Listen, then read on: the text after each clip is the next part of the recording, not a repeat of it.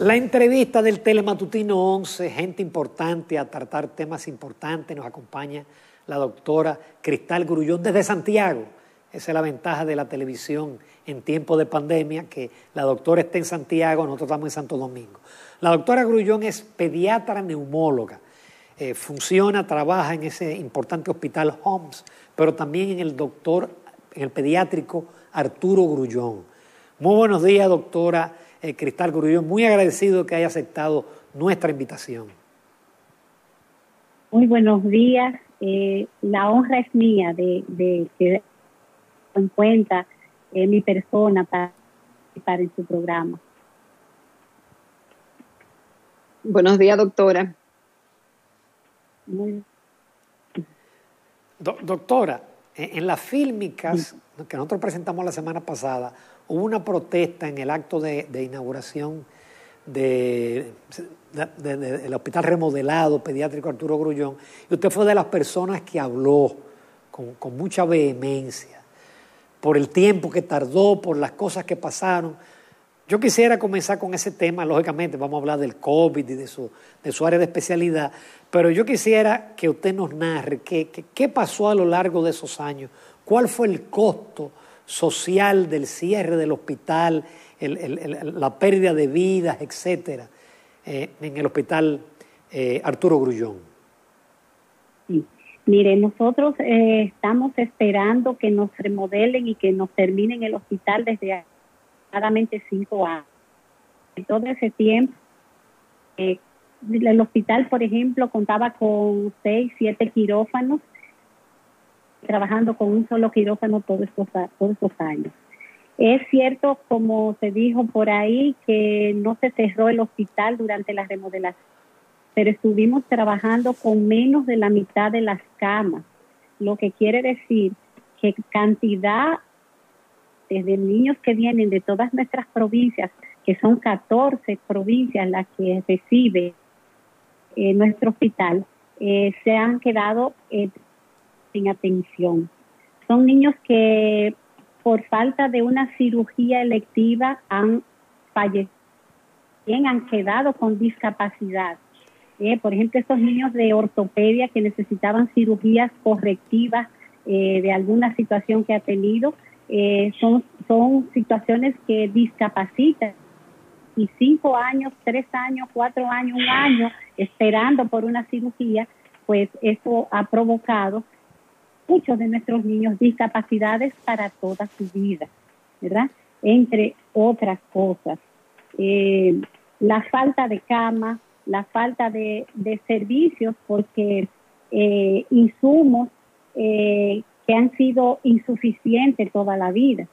Pero con el asunto de la remodelación, en cuanto a el trato hacia los niños y sus familiares y sus madres, hemos tenido que tener 3 niños acostados en una camita. Hemos tenido que ver madres en los pisos amaneciendo, cuidando a sus niños por no tener áreas donde poder ellas descansar y también donde tener a los niños dignamente. O sea que han sido muchas cosas, y el personal también trabajando en unas condiciones muy deplorables. Hemos tenido épocas donde las consultas se han estado dando en unos vagones improvisados, donde a veces hemos tenido niños que vienen con discapacidades, que vienen en sillas de ruedas o incluso en camillas desde sus casas, y hemos tenido que revisarlos en el patio del hospital porque no cabían ni las camillas ni las sillas de ruedas en esa área donde nos tocaba atender a esos niños. Realmente ha sido muy doloroso, y lo hemos catalogado como un crimen realmente, y ofreciéndonos entregar, y al final cuando vienen a entregarnos el hospital 5 años después, entonces porque es decir, no está en condiciones de operar el hospital actualmente. Bueno, hay áreas que no están en condiciones para operar, definitivamente. Un hospital donde se atienden niños, No. 14 provincias. Tenemos ahora de los remodeladas salas, tenemos solamente 3 funcionando. El número de camas se ha reducido. Bueno, camas es lo que tenemos ahora para recibir nuestros pacientes en el hospital. Es de aumentar el número, como es lo supuesto que en este momento de la se ha reducido a una tercera parte el número de camas. Entonces, realmente hay áreas donde es imposible dar el servicio. Doctora, entonces la situación actual del hospital, es decir, con esta reapertura de la remodelación, ¿aún sigue estando en condiciones igual, peor que antes de la remodelación? Yo diría que estéticamente bonitas, porque realmente están remozadas, están bonitas, pero que sentido de que, por ejemplo, en este momento donde el número de camas, tanto de cuidados intensivos, las clínicas tenemos la necesidad de aumentarlo. Al contrario, el hospital se encuentra en la historia, no se había visto el menor número de camas disponibles para trabajar, que en ese práctico realmente está en ese sentido.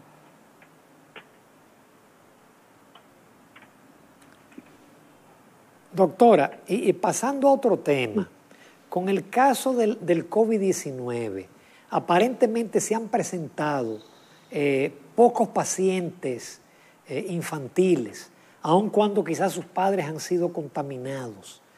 ¿Es que no tenemos el dato completo o es que los niños tienen algún tipo de sistema inmunológico especial que no se contagian con los padres? Contagiarse con lo que y los niños con, pero claramente los niños se ha visto la desarrollan de forma, aunque hemos tenido con situaciones graves, mortalidad en niños en nuestros hospitales, como en los hospitales privados, hemos tenido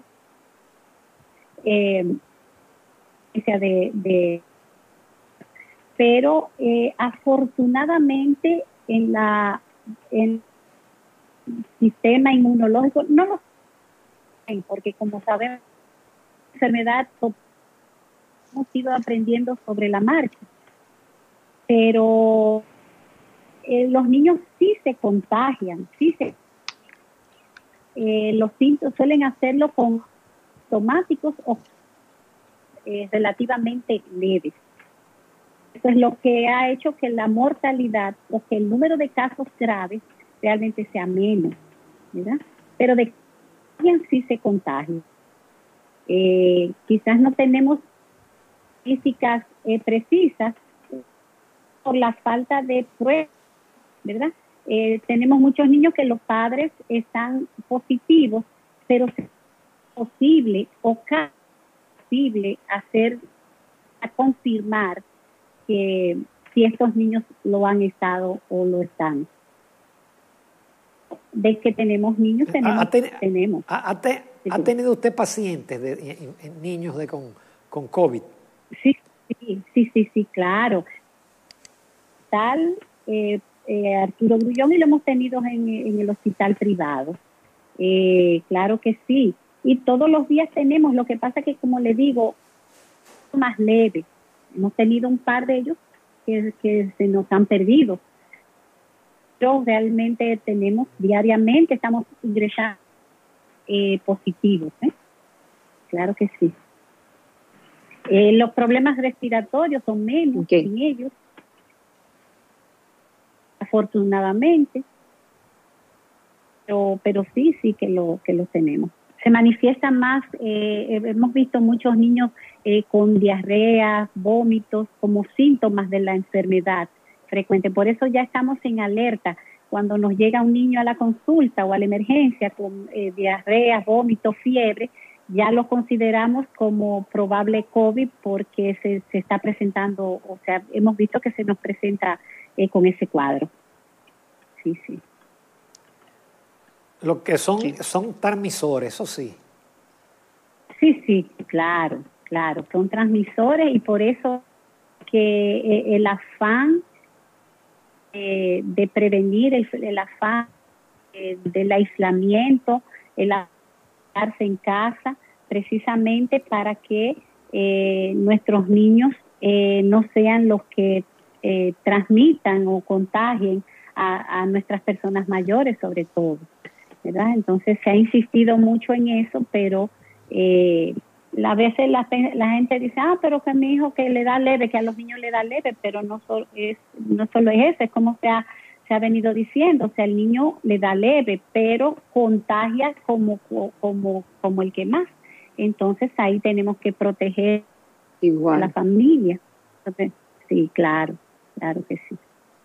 Doctora, con respecto al cambio de gobierno y a la situación que estamos enfrentando por el COVID en la República Dominicana, hoy vemos declaraciones de un importante funcionario de la Organización Panamericana de la Salud y entre las consideraciones él favorecería una cuarentena total en el Gran Santo Domingo y en la provincia de Santiago, por ejemplo. ¿Qué opinión le merece a usted esa recomendación?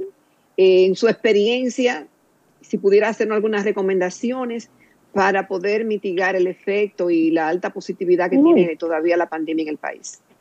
Sí, yo en ese sentido totalmente de acuerdo. Es la única forma que alguna garantía de que disminuya la positividad en este momento. No hay otra manera. Si no nos trancamos, como decimos nosotros, no va a haber forma de que esto se controle, ¿verdad? Porque ya sabemos muy bien cómo se contagia. Entonces, totalmente de acuerdo. O sea, una cuarentena, qué sé yo, 2 semanas, mínimo, a ver si frenamos un poquito esto. De acuerdo, desde hace tiempo eso venimos que se haga. Sí. Doctora, ¿es cierto que en Santiago ya en el caso de los hospitales privados, como el caso del HOMS y otros, ya prácticamente la capacidad en términos de camas y de unidades de cuidado intensivo está casi al límite? Sí, le hemos tenido, ha fluctuado en estas últimas semanas.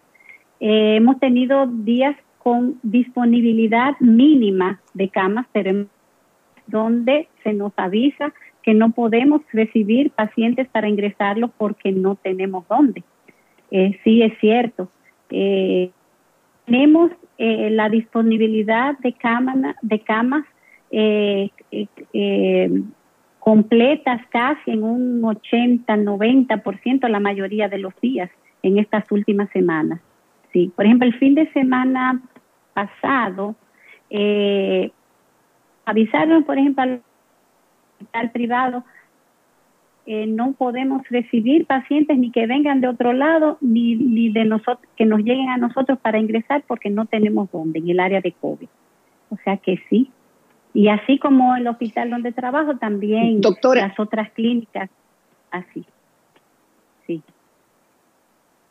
Doctora, ¿cuáles son las reflexiones que usted saca de lo que ha pasado en el país a raíz de marzo y con esta alta incidencia que hemos tenido del COVID? ¿Qué es lo que ha fallado? ¿Son las pruebas? ¿Es el protocolo de tratamiento? ¿Es que no ha habido el suficiente distanciamiento social y físico? ¿Qué es lo que ha fallado? ¿Y por qué usted cree que no hemos logrado bajar esa curva? Sí, mire, lo primero yo siento que de las autoridades han sido muy blandas, ¿verdad? Porque ha sido necesario muchas rigidez con el asunto de cuarentena, el exigir el distanciamiento, actuar incluso en los sitios públicos para que la gente poner en práctica lo del distanciamiento, de las mascarillas. Ha sido un poquito florido, y es lo que ha influenciado. Empezar abrir negocios, de empezar eso ha sido fatal. Si no empezaron a abrirse los negocios, empezó la vida, empezaron los casos a dispararse exorbitantes. En ese sentido, claro, las pruebas han sido, pero yo entiendo las medidas que debíamos a nivel de institucional del Estado han tenido que ser un poquito más drásticas, porque eso es lo que más nos ha desfavorecido. Doctora, el hecho de que tanto en el sector público como el privado la concentración tiene y debe de ser en el COVID, no corremos el riesgo de que se nos disparen otras enfermedades. Siempre se ha dicho que la diarrea infantil es uno de los mayores padecimientos, pero a la gente le sigue dando infarto, ACV, cáncer, etcétera. Si no corremos el riesgo de que tantos recursos concentrados en una sola enfermedad, entonces la gente muera o se agrave por otra cantidad de enfermedades que causan mayores cantidades de muertes aquí en el mundo cada año.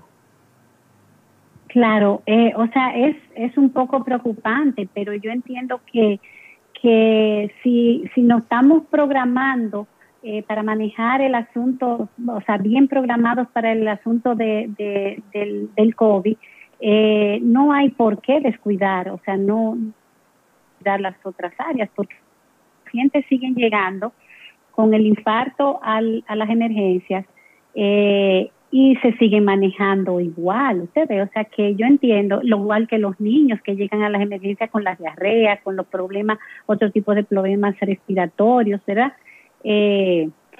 Entiendo que la prioridad realmente es el COVID, pero eso no quiere decir, yo estoy hablando como médico, o sea, que descuidemos, claro, que estemos descuidando las otras enfermedades, claro que no. Por ejemplo, nosotros los pediatras, con el asunto de la vacunación de los niños, eso ha sido, o sea, eso se ha mantenido como prioridad, que en medio de la pandemia nosotros estamos incentivando a nuestras madres que las vacunas no pueden dejar de ponerse, o sea, que nosotros estamos velando por esas otras situaciones en los niños. En los niños yo entiendo que responsabilidad. Doctora, y en el caso del niño que es contagiado del COVID, ¿los medicamentos son los mismos que se han mencionado, que se han generalizado para los adultos? Sí. ¿O no requieren medicamentos? No. Sí, depende, o sea, de la gravedad del caso, del cuadro que nos esté presentando el paciente, porque los casos leves o asintomáticos no ameritan ningún tipo de tratamiento, ¿verdad? Ahora ya el paciente niño que viene con la neumonía o los problemas respiratorios, lo del síndrome pseudo Kawasaki que se ha venido presentando, eso sí ya amerita medicación, y la medicación en esos casos graves similar a las que casos leves y asintomáticos, ningún tratamiento, solo medidas de sostén. Doctora, ¿qué es el síndrome de Kawasaki? Mire, el síndrome de Kawasaki es una vasculitis provocada, es un síndrome provocado de inmunológica, ¿verdad? Es una reacción inmunológica organismo, y una vasculitis, o sea, las venas, las arterias inflaman y de síntomas y de situaciones que pueden complicar la vida del niño o dejar, ¿verdad? Sobre todo desde el punto de vista vascular. Y doctora, ¿qué usted piensa de las pruebas masivas? No, ¿Se deben administrar a toda la población, adultos, niños, jóvenes, o hay que esperar que tengan síntomas las personas? Lo ideal es hacerlas de forma masiva. Hacerlas de forma masiva para detectar los focos de contagio, para tomar medidas en las que están. Eso es lo que se ha visto que ha funcionado como para ir y frenar curva de contagios que son imprescindibles. Doctora Cristal Fiallo, solamente nos resta agradecer en todo lo que vale su participación.